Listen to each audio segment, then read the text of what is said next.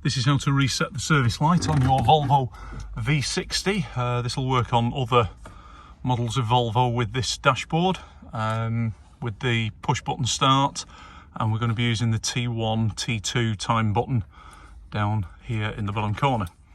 So start off, this is a 2012 model by the way. We're going to start off, put the key in, press the start stop button with your feet off the pedals.